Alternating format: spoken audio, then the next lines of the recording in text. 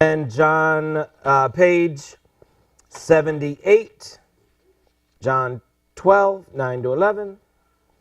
Page 79, John 12, 12 to 19. All for the day. We're going to get it all done. That's what I was going to ask. So you're going to talk that. That's right. All right, we'll pray. We'll get a little bit of a running start. We'll jump in. Towards the end, we'll do some prayer requests. Everybody doing all right? Yes, we are. Thank you. Okay. I'm glad you're better. Yeah, I'm getting there. Thank you. Let's pray. God, we're grateful to you that we can be together today and just look into your word. It's so kind of you. We don't want to ever take for granted the fact that you wrote this love letter to us and signed it with your blood and sent your son Jesus to live it out and to reveal to us your heart. May we see that today. May we see in the examples of like Mary and Martha again. May we see what it means to love you, and may we see eventually in just your death and in your resurrection what it means for you to love us. And so just open our heart to this. Open up our minds as always. Teach us. We need you, and we pray this in your name. Amen.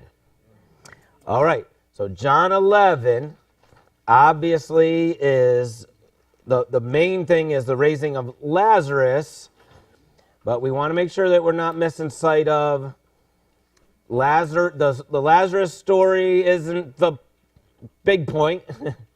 It's a point, but it's not the big point. Jesus' own death and resurrection is the big point. So at the end of the last set of notes, is that right? Sorry, I picked up the wrong one here. John 11:53. So from that day on, they made plans to put Jesus to death. Okay, so that's the point. That's the point of John 11. John is transitioning us to the Passion Week. So we're going to, there's just a couple verses left in John 11, 54, 55, 56, 57. They're kind of transitional. And then John 12, we're wrapping up the book of signs. We're moving to the book of glory. In John 12, we enter Passion Week. So all the gospel authors kind of do the same thing, where they tell the story of Jesus, spread it out over years and years and years and years and years. And then the last few chapters, zoom. We're just going to look at the last week of Jesus' life. So in John's case, it's nearly 50-50. The last half of the book is going to be 1 week. Okay? And Matthew does that, and Mark does that, and Luke does that same thing. Obviously, they share some different stories along the way. Okay, so let's pick it up at John 11, 54 to 57. We'll read these, and then we'll walk through them, make some comments. It says, Jesus therefore no longer walked openly among the Jews. So again, they're trying to kill him, remember? Verse 53, they're plotting to kill Jesus. Verse 54, Jesus no longer walks openly among the Jews, but went from there to the region near the wilderness to a town called Ephraim, and there he stayed with the disciples. Now the Passover of the Jews was at hand. Okay. Passover. We know what that means. And many went up from the country to Jerusalem before the Passover to purify themselves. They were looking for Jesus and saying to one another as they stood in the temple, "What do you think, that he will not come to the feast at all?" Now the chief priests and the Pharisees had given orders that if anyone knew where he was, he should let them know so that they might arrest him. So there's an APB out on Jesus. Okay? maybe sketch artist, drawing a little picture. Have you seen this man? Okay. Verse 54. So Jesus, again, we've seen this before, where at the end of chapter 10, where Jesus goes back north. So Galilee in the north, Samaria in the middle, Judea in the south. Okay, Jerusalem is in Judea. Bethany's right down the road. It's a suburb. Okay.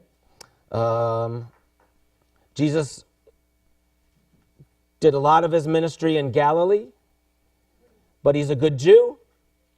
He keeps the law, so he goes to Jerusalem for the feasts, just like you're supposed to, right? So John makes it clear, it's Passover time again. Okay, so we've seen Jesus keep Passover. This will be our third reference to Passover in John. Okay, so this is Jesus' third Passover in this book. It's his, however manyth in his life, dozens. So he goes underground. It's a literary break. It's a geographic break. It's John just kind of transitioning us. Jesus' public ministry is coming to an end. He no longer walks openly among the Jews. A lot of this book, most of this book so far, has been Jesus openly discoursing with the Jews, right? There's been a couple examples of private conversations like Nicodemus in chapter 3, woman at the well in chapter 4, but really most of it, especially chapter 5 through 10, has been Jesus in some sort of public setting having some sort of argument with a group of people. He's doing something publicly and people don't like it, or they do. And John has consistently shown us the two groups of people, the two reactions to Jesus. Okay, so that's kind of drawing to an end. He's gone north a little bit to Ephraim, the town of Ephraim. So verse 54, to a town called Ephraim. There's a region called Ephraim also to the north. Ephraim, of course, is one of the 12 tribes. So there's significance in the word Ephraim. So Ephraim in the Old Testament, oftentimes Ephraim is just another way of saying Israel. So you'll see that a lot in the prophets. They'll address Israel as Ephraim. So, is John, is Jesus, is John, are they playing on that? Now, he doesn't go to the region of Ephraim. He goes to a town called Ephraim. But is that John's way of saying Jesus is here to save all of Israel, the nation of Israel? The work of God, that's a typo, that should be big G, right? The work of God in restoring the entire nation of Israel through Jesus Christ. And we know that Jesus will restore the entire nation of Israel, won't he? Romans 9, 10, 11, if you've ever read those chapters. Is God done with Israel? No. Some would say so. Some Bible scholars would say yes. I would say no. We can argue that later. It's not worth arguing about right now.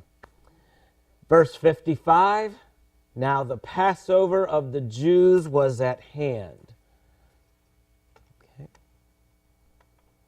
Yeah, so we know Passover celebrates what, class?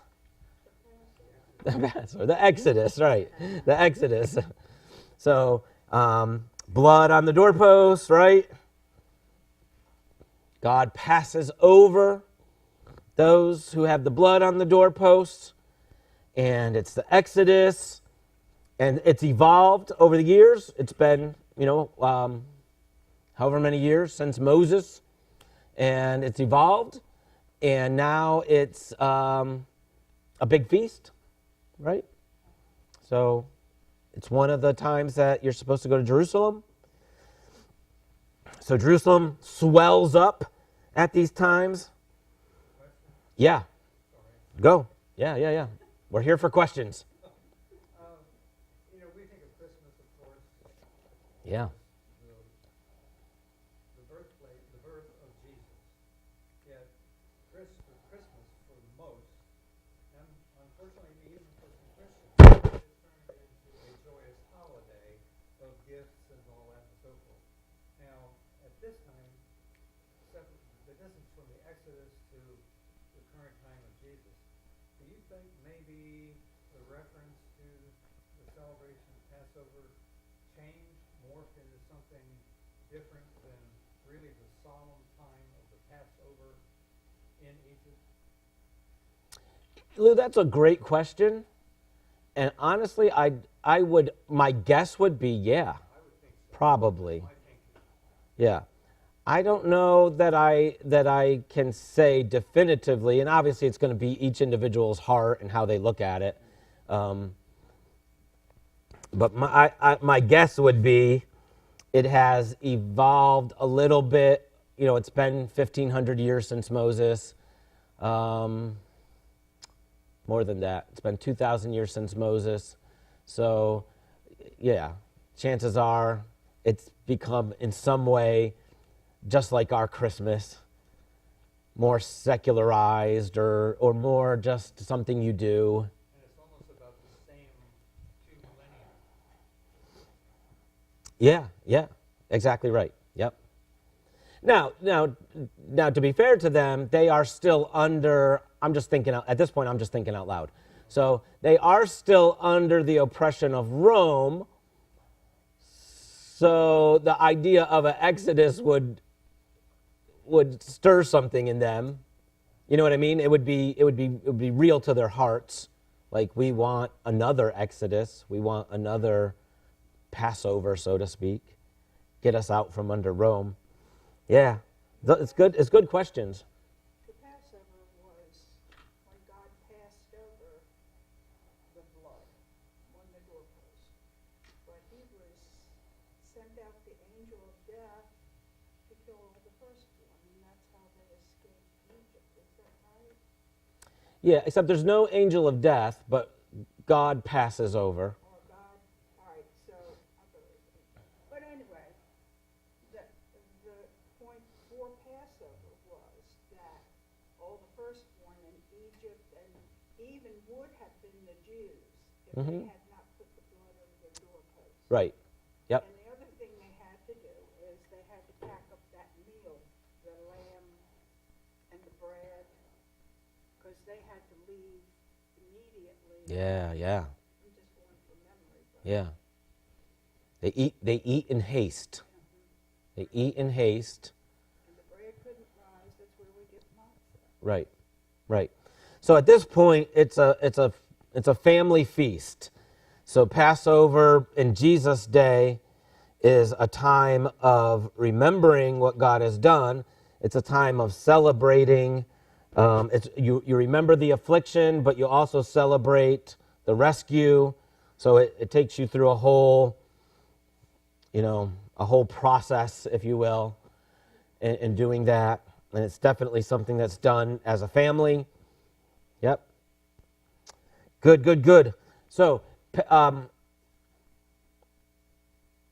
lot, by the way, so a lot of times people say, how long was Jesus' public ministry? 3 years. That's a common thing to say. And really, nothing in the Bible says that Jesus' ministry was 3 years long. We get that because in John's gospel, John takes us through 3 Passover cycles with Jesus. And so people assume his ministry was only 3 years long, but that doesn't actually say that. So I'm just throwing that out there. Jesus' public ministry could have been much longer than 3 years. So in John, it's John chapter 2. We have a Passover. John chapter 6. That's the feeding of the 5,000, right? And then here we are in chapter 11, Passover again. But remember what we've learned. The gospel authors they are not super concerned with chronology.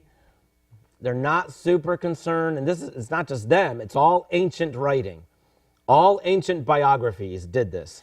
They didn't, and I know this drives us nuts as Westerners, Western Americans. If you pick up a biography, David McCullough's, Hamilton, or a Thomas Jefferson biography or something, if he was jumping around in the person's life, that would drive you crazy, right? It's like, no, start with his childhood and move me through. But the gospel authors don't care about that. They care about themes and topics and making a point. And so they're going to rearrange everything and put it in whatever order they want, which is why in John's gospel, John has, you guys remember, chapter 2, Jesus cleanses the temple, right? Well, in Matthew, Mark, and Luke, Jesus cleanses the temple at the Passion Week. So what did Jesus do? Did he cleanse the temple at the beginning of his ministry or at the end of his ministry? Yeah. And so lots of ink has been spilt by Western scholars to try and, both. He did both. And if John was sitting here, he'd be like, who cares? That's not the point. The point is he cleansed the temple. Doesn't matter when he did it. It just matters that he did it, which we cringe at. But anyway, let's keep going. Yes, Emily. Go a little bit further. I would say that there were some differences that took place over the years. With Passover. Because unlike Christmas, which was not set out that this is what you do, Passover was set up and said this is what you do. Mm-hmm. It was laid out. Now you'll see differences in that some of the Mediterranean countries will have different foods that they use to represent the different parts, but they're still doing the same representation. They're just changing what fits for their area. And what they do today, particularly among the observant, is very much similar to what they did back then, with the changes made in that when the temple was destroyed and the sacrifices stopped, and they went to the rabbis, they changed to fit that mode. Mm-hmm. But what they do in Japan is going to be very much similar to what we do in the U.S., because that's all laid out. And the pilgrimages to Jerusalem were ordained. You will go. Mm-hmm. And so they went. Yeah. Jesus would have gone there every year of his life for Passover. Right. Because his Right. parents were observant. Yeah. That's good. That's good. Yeah. Emily's bringing up obviously. The Western thought versus Jewish thought. Our modern day culture says when we look at miracles or anything, how did that happen? How did God do that? Jews don't care about that. It's why did he do it? Mm-hmm. It's a Yeah. very different mindset. Yeah. It's good. It's good, good, good. Okay, so Jesus, it's Passover. As we'll see in a second, they start asking, do you think, is he gonna show up? We don't even know, but obviously we know that he will, because like we just said, he's not a lawbreaker. He's gonna go. Many went up from the country to Jerusalem before the Passover to purify themselves. Yep, that's just common practice. Purify themselves, the essence of the law. They're using this time to become pure in the eyes of God. How did they purify themselves? They would purify themselves by going to the temple. And so by going to the temple, they literally there'd be like these pools, and you'd go in there and you'd get like baptized, and you'd be ritually pure. Yeah.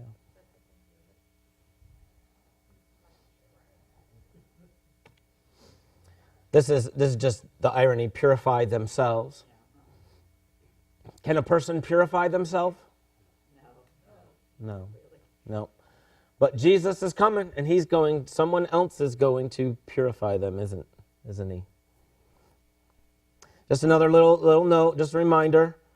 Went up because Jerusalem is on top of a mountain. So don't think north and south. think high and low, right? You always go up to Jerusalem. Whether you're coming from the north or the south or the east or the west, you always go up to Jerusalem and down from Jerusalem because it's on the mountain. So when you read that, just, be careful not to get confused. I have about area. Galilee also region. What did you say about Ephraim? You said it was a region. It's a region, right, in the north. Yeah, I know where it is, but I'm just asking you more about Galilee. Mm-hmm. Because people go to Capernaum, isn't that where Galilee, the whole region is called Galilee? Correct, right. So that's all I was And wondering. Capernaum's a city. City, Yeah. but it's within, it's like, we're in Prince George's County. Right. But you can go to a lot of other places in Maryland or something. I'm not saying this well, it's just for my own information. Yeah. Because I have been talking about this with someone else. Yeah, yeah. So Jesus is from Nazareth. Nazareth is in Galilee. Exactly. So Jesus of Nazareth, Jesus of Galilee, you might say that. Galilee was Gentile heavier, a lot more Gentiles. Judea, not as many Gentiles. Samaritans in the middle. Okay? So Ephraim is near the border, the city of Ephraim, the town of Ephraim that Jesus stayed in is on the border of Samaria. Okay? So he's left Jerusalem. He's gone north, about 12 miles north. Ephraim is the town near the Samaritans. He's hanging out there. Okay, but now it's spring again. It's April, what we would call April, and it's Passover. And so now everybody's going back up to Jerusalem to purify themselves, to get ready for the feast. The feast is a week away. So Thursday to Thursday. Passover will be on a Thursday. Good Friday will be on a Friday. Right? Although John is, of all the Gospels, John is the most confusing with his chronology. Again, that's tricky. Verse 56, they were looking for Jesus. Of course. What this tells us is coming out of John 11 is he's famous. He brought a dead guy back to life. A 4 days dead guy, right? Clearly the Lazarus story is spreading. People are coming for Passover, but they're also coming to catch a glimpse of the rock star. And also, you know how people are. Hoping for trouble. There's going to be a showdown. Will Jesus even show up? It's a good question. A good question to ask ourselves is, why do we look for Jesus?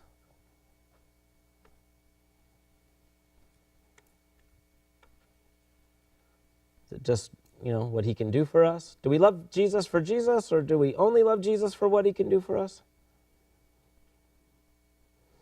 It's a good question. It's worth pondering, right?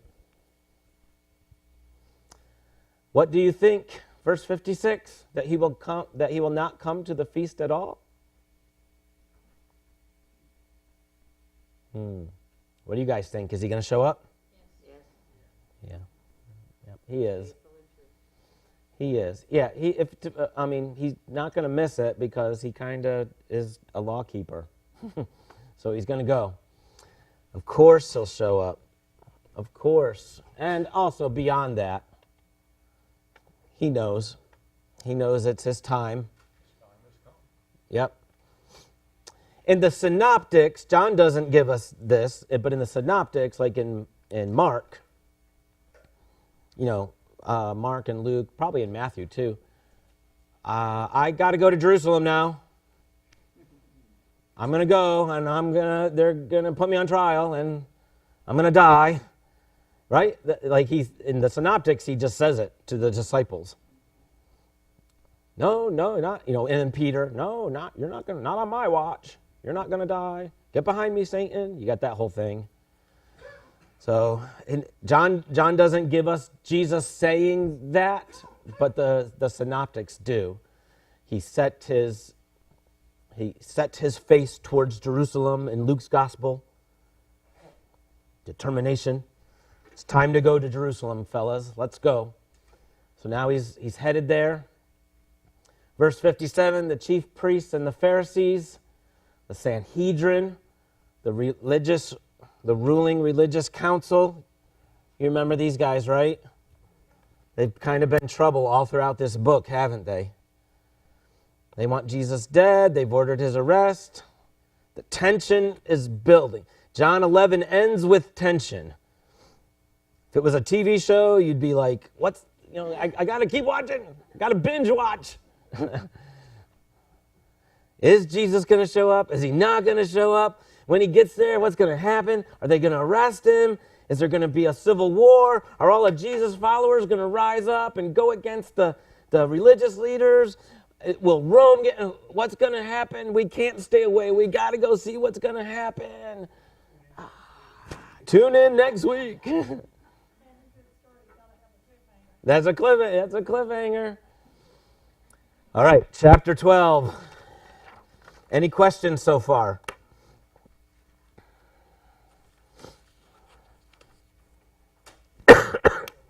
Yeah, go ahead, Lou. Sanhedrin, Pharisees and Sadducees, is that total composition of the Sanhedrin? The scribes and the priests. Okay. Yeah. I should know this, but I forgot. Yeah. In fact, I'd have to double check. I'm not sure if there were even any Sadducees in the Sanhedrin. I think they're more just like a quasi-religious political group. A little bit smaller, not as powerful. They don't, right, so because they're not part of the Sanhedrin, they don't carry power, as much power. Yeah. Okay. Yeah, that's one of the big distinguishing things. The Sadducees were sad, you see, right? No resurrection. All right, let's read John 12, 1 through 8, and we'll make some comments, and we'll get as far as we can get today. So 6 days before the Passover, verse 1, Jesus therefore came to Bethany. Fascinating, isn't it? Where Lazarus was, whom Jesus had raised from the dead. So they gave a dinner for him there. Martha served. That checks. Lazarus was one of those reclining with him at table. Okay, that checks. Mary, therefore, took a pound of expensive ointment made from pure nard and anointed the feet of Jesus and wiped his feet with her hair. The house was filled with the fragrance of the perfume. But Judas Iscariot, one of his disciples, he who was about to betray him, said, "Why was this ointment not sold for 300 denarii and given to the poor?" He said this not because he cared about the poor, but because he was a thief. And having charge of the money bag, he used to help himself to what was put in it.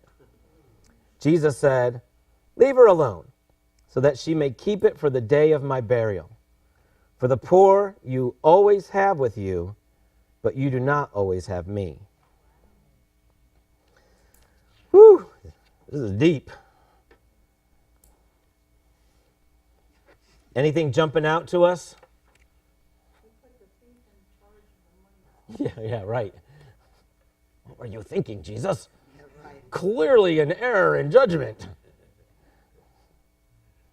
Or maybe not. Maybe not. Purposeful. Anything else jump out?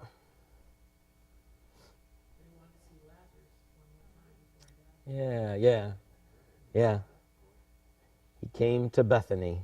Mary and Martha, Martha serving and Mary Typical positions.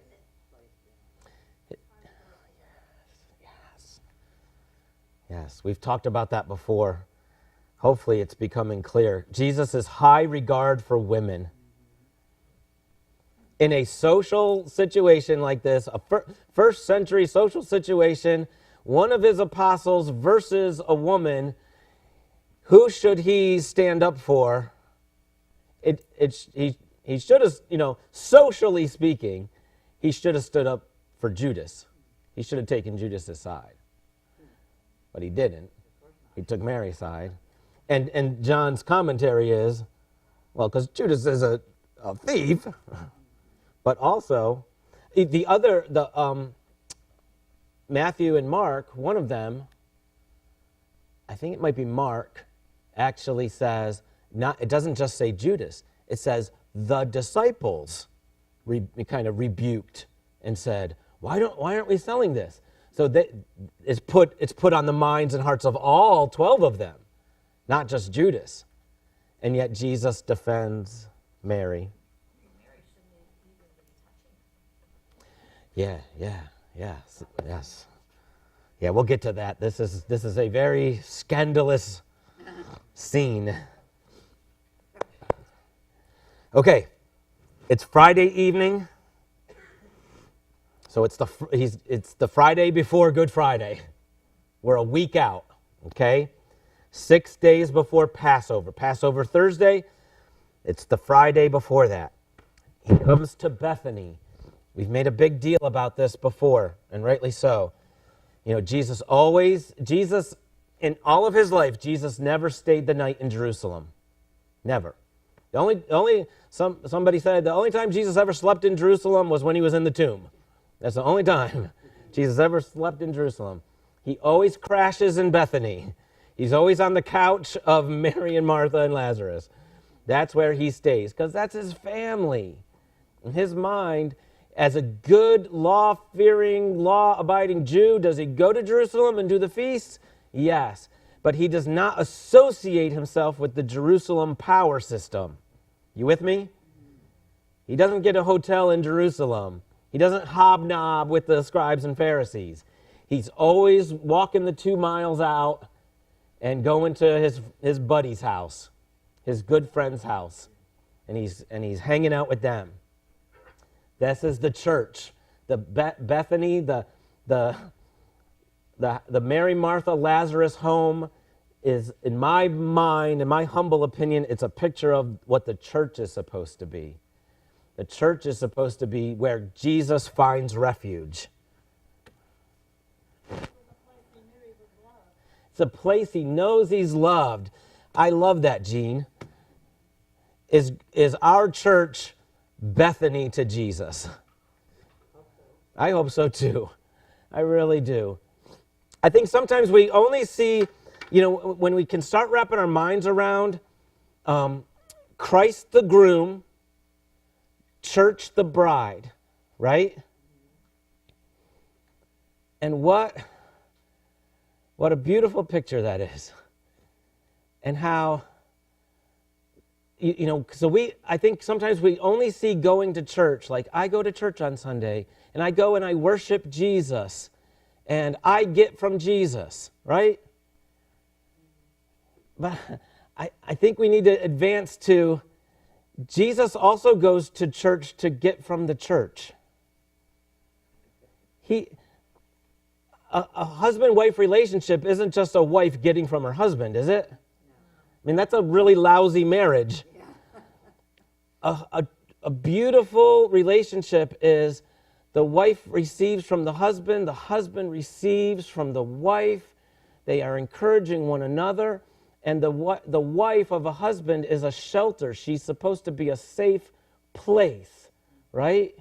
She's supposed to be there to lift him up and lift his spirits. And I think sometimes we forget that Jesus is still a man. He's a human being, right? And so when he shows up to church on Sunday morning, are we receiving from him? Of course we are. Of course we are. but is he also receiving from us? Are we his shelter? Are we his Bethany? Are we, Jesus has been out all week, working hard, getting beat up all week by the world, right? Being talked bad about, and I get it. He's God, so he can handle it.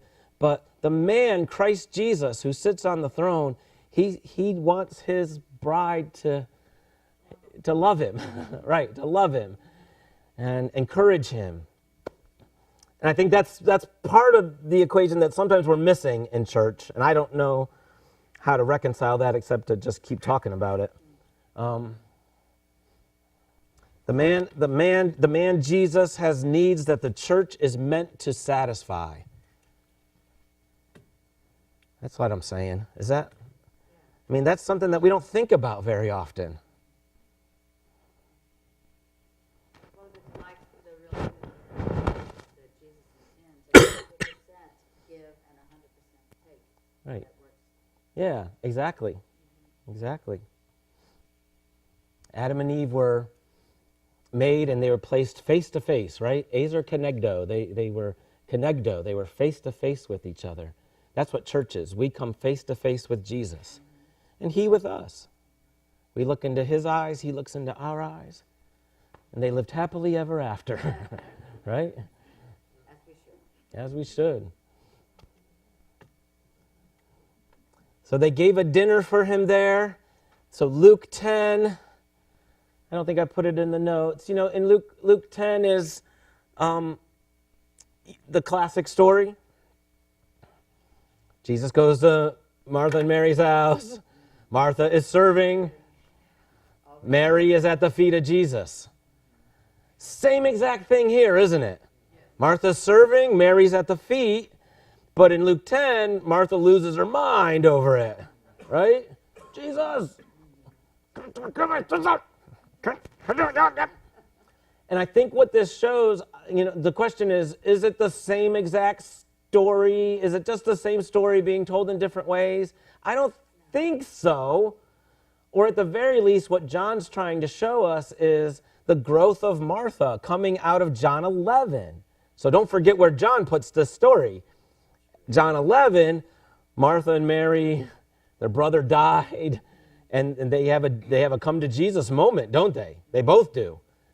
And what I think chapter 12 is showing us is that their hearts have been healed, and yet their personalities have stayed the same, right? Their gifts have stayed the same.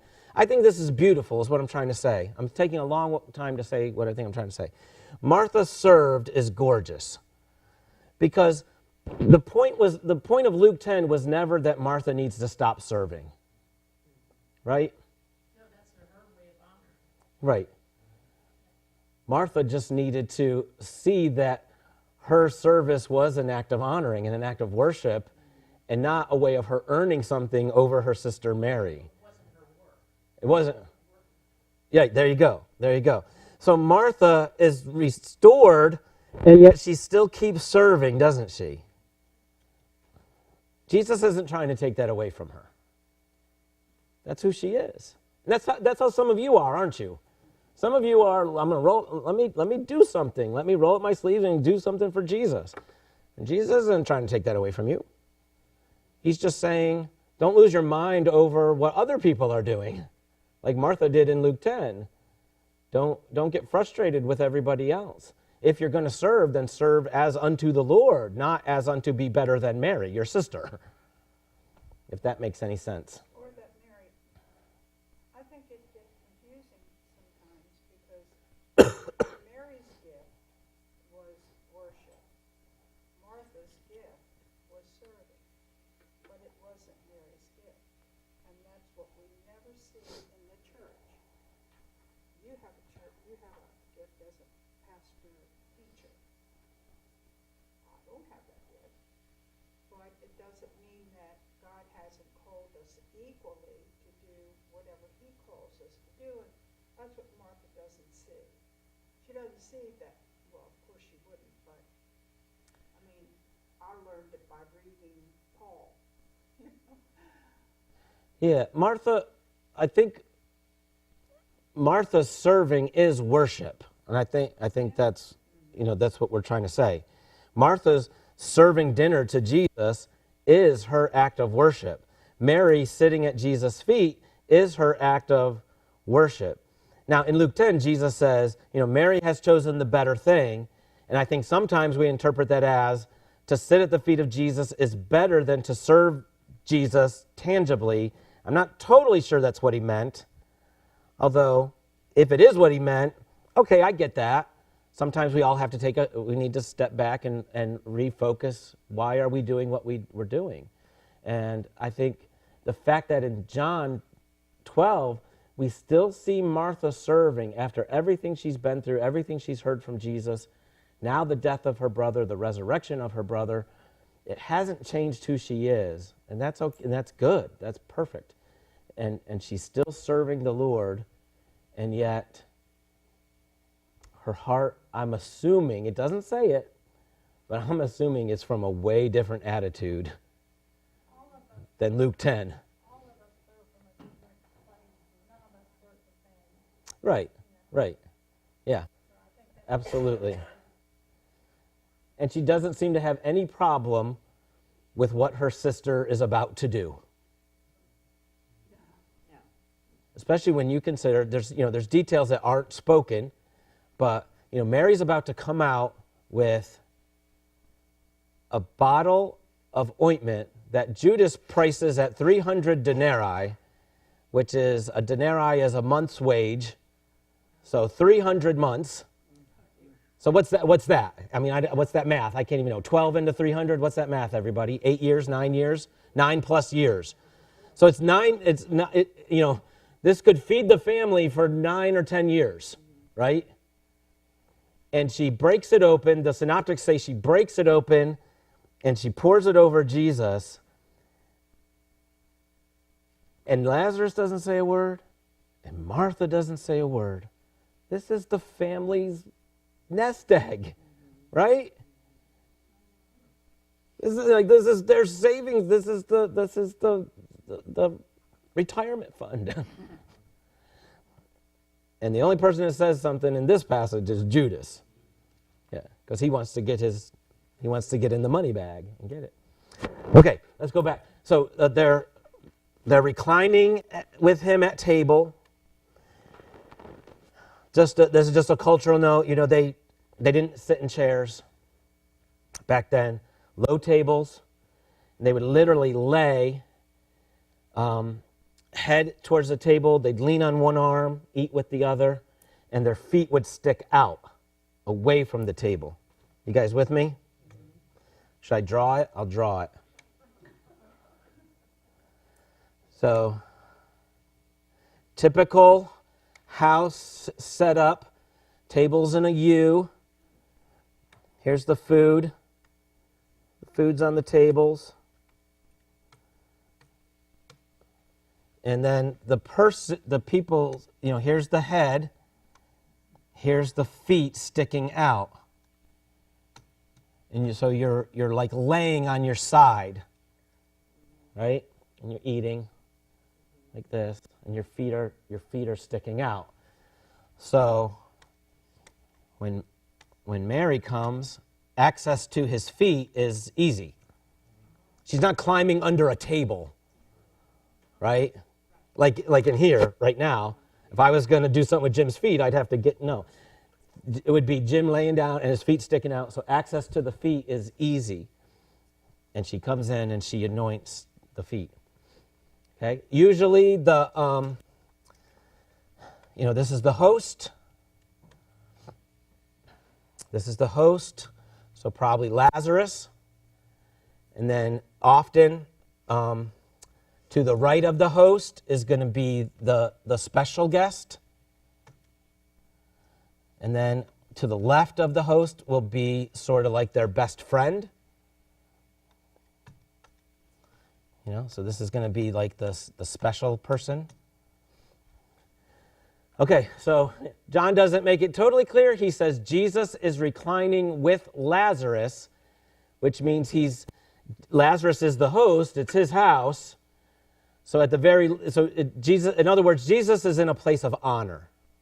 It's all about honor. honor, shame, right? If you're this guy, you're lower on the list, right? The people here on the ends, lower on the list. Here at the center table, higher on the list. Okay, so host in the center, most important people, fanning out away. Okay? Which by the way, is really fascinating when we get to the Passover meal. I'll just go here. The Bible makes it very clear that Jesus, at the Passover, we can know who's on his right and left. In that meal, he's the host. We know that John is next to him as the friend who leans on his side. Do you remember that? It'll say that here in John. It's the same word from John 1:1 that says that the Word was in the Father's bosom, in the Father's side. In the Gospels, in chapter 13, it's going to be John at the side of Jesus. And then we know who's on the other side of Jesus. Judas. Because they dip at the same time. So Judas is in the place of honor at the meal. Well, he brought about Judas. I don't even know if it's right to say it, but he really did bring about the greatest gift ever given to mankind. He initiated it when he got up and walked out. Yeah. Just think about the route. Yeah, I don't even know if I want to think about that. That's hard to think about. Yeah. Whew. All right, let's see here. I guess we'll pause. Let's pause here before we try to dive into the whole anointing the feet thing. We'll let that be where we start next week. So they're at the table. So Martha, she's serving, right? Yeah, typically there's only going to be men at the table. I'm sorry. That's just the way it is. I hate to say it. But, it's a patriarchal society, not unlike ours. And so men at the table, Martha's serving. Mary, let's put Mary here where she belongs. So this is probably Jesus here. So Mary is here at the feet of Jesus. And who knows, maybe Judas is this guy at this meal. Right? Maybe he is literally one of the closest people to Jesus. Just sitting there aghast, like, what is happening? What are you doing, woman? You're completely out of control and beside yourself, Mary. Maybe read, this week, if you get a chance, read the same story from, Matthew. Jesus' feet being anointed by Mary. So Mary anoints Jesus' feet is in Matthew, it's in Mark, and it's in John. Luke, you might remember, Luke tells a story, I think it's 16, Luke 16. Is that right? Is it? I was just reading it. Okay. Yeah, that might be true. The sinful woman and Simon the Pharisee. Is that in chapter 8? I think so. Yeah. Sometimes we go beyond what we're supposed to stop at. In Luke's gospel, he has a sinful woman who anoints Jesus. Do you remember this? And it's Simon. You have Simon the Pharisee there. If Jesus was a prophet, he would know what kind of woman is touching him. Yeah, and then Jesus does the Pharisee. Jesus tells a parable.